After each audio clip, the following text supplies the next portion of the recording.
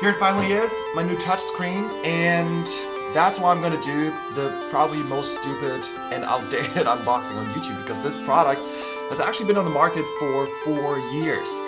But still, it's a really important addition to my home setup for MA2 onPC. This is finally gonna give me touch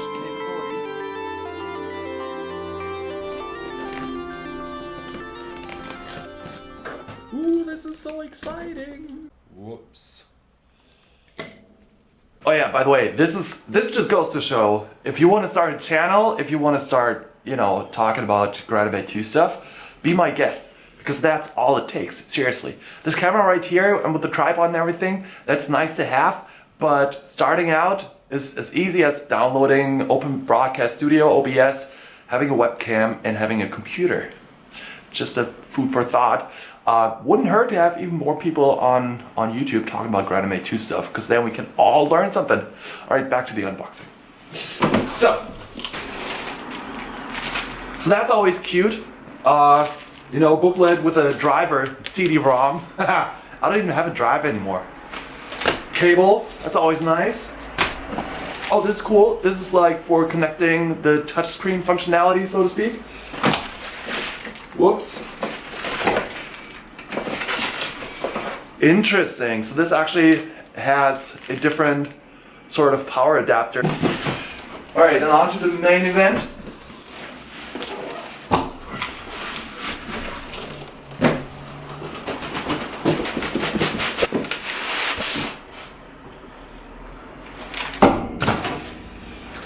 There's the power cable.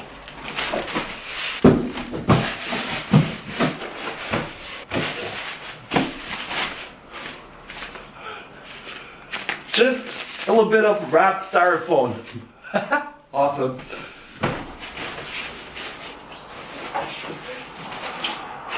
Oh, that's beautiful.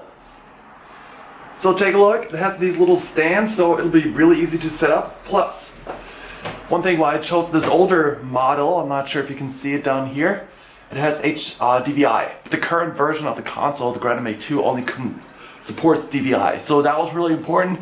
I have to push these in. Alright, so apparently you can't really tilt it. You can only kind of extend this back. Oh, this is really nice though. So when I have this monitor folded down, when I pull it up, you can see the back kind of pulling itself towards the screen. So that's a really nice feature. I like that. So it's been a really fun weekend for me because I spent so much time with this thing. I didn't really think I would enjoy this as much as I did. Obviously, I was really excited about finally getting a touch screen for myself, but boy, is it fun. It's really, you have to buy one to believe it. Link is in the video description below. I think it's a really, really good investment. And I just want to show you a little bit of how I work with this. This is not by any means a template or anything like that. It's just, kind of give you a glimpse at why I was up until 7 a.m. this morning, just sitting on this thing and building stuff. It's that much fun, seriously. So one thing that you will notice when you get it for yourself, unfortunately, there's no multi-touch on MA2 onPC. The thing itself is multi-touch, and I opened up Paint and kind of drew, some scribbles just using 10 fingers. So this thing is absolutely multi-touch. It works perfectly, but MA2 onPC unfortunately doesn't support it. That's the downside.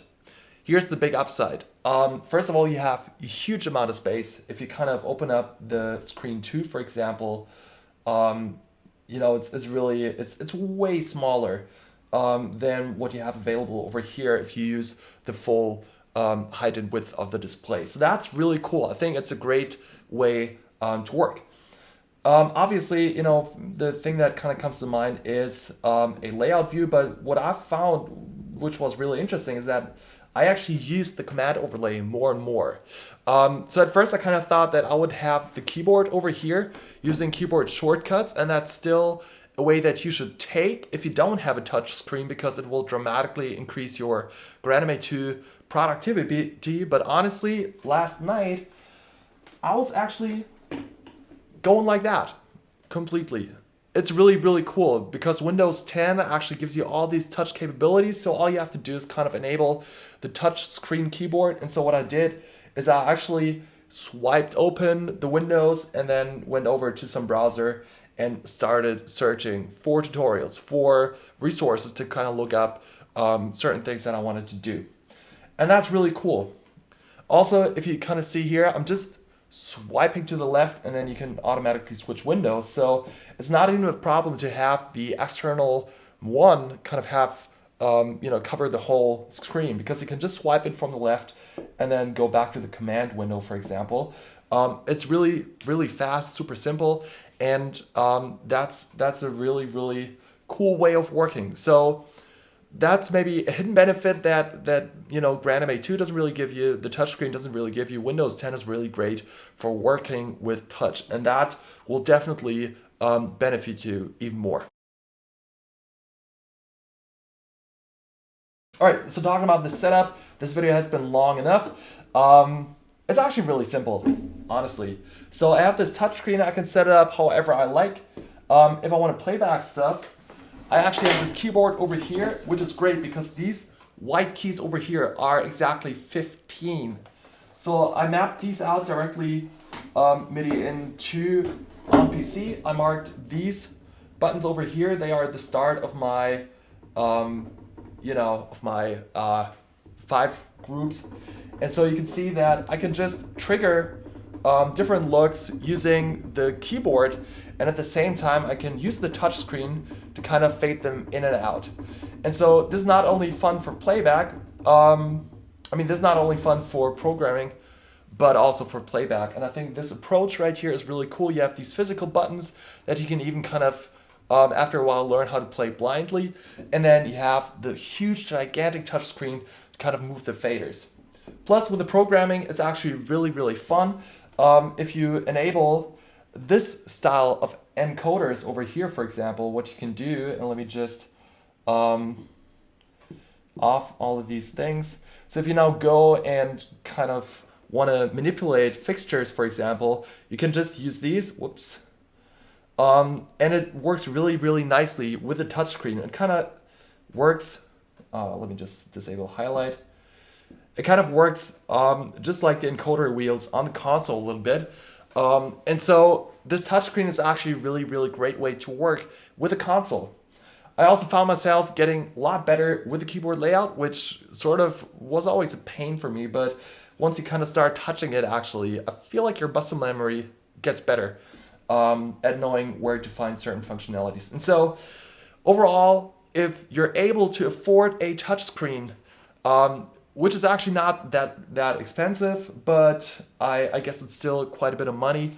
But if you can afford it, definitely 100% go and get yourself one. If you can afford 2, get 2, because I think it will benefit you greatly. The amount of space that you have on these is insane, and if your computer supports it, that's my dream, at least for someday. My dream setup would actually be having 2 of these next to each other and then one big fat 4K TV for MA 3D. One can always dream, and there will be a point in my future where I will have this setup. But until then, this screen is just freaking perfect and so much fun. I couldn't believe how much fun I'm having with the console. So here's my wrap up. This is my current setup. A set of executors in the form of a $70 MIDI keyboard. Might be more dollars. It's actually 70 euros, something like that. Never mind. And then this huge, gigantic touchscreen. Really, it's a lifesaver, and it greatly increased my joy of working with MA2 on PC. So, with that being said, I hope this video was interesting, even though I didn't really show you anything in MA2 on PC, but I hope I could kind of convince you to get a touchscreen. It's amazing. And so, with that being said, my name is Jonas. I hope I could be helpful with this video. If I was, make sure to subscribe. If I wasn't helpful, I hope at least you kind of enjoyed spending this time with this video. Thanks for sticking around, and if you have any questions about the screen, let me know in the comments. Until next time, have a great week, you guys. Bye-bye.